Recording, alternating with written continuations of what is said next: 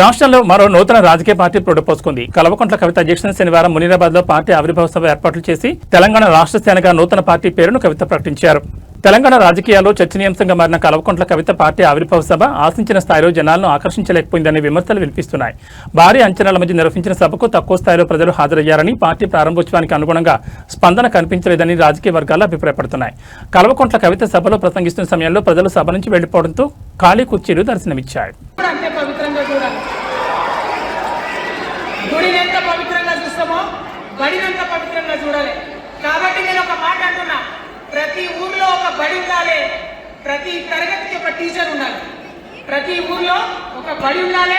మీద ఆనాడు భగవంతుడు శ్రీకృష్ణుడు చెప్పినట్టు పాంచజన్యం ఆయన శంఖం పేరు. యుద్ధంకి ముందు పాంచజన్యం ఎట్లయితే పూరిస్తారో మనం కూడా పాంచజన్యం పూరిద్దాం. ఒక 5 అంశాలను ప్రధానంగా తీసుకుందాం.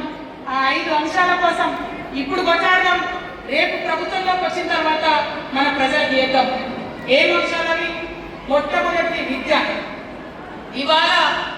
ఇవాళ గవర్నమెంట్ స్కూల్స్ అంటే ఆనాడు కేసీఆర్ గారు స్కూల్ బంద్ చేసుకుంటూ వచ్చారు.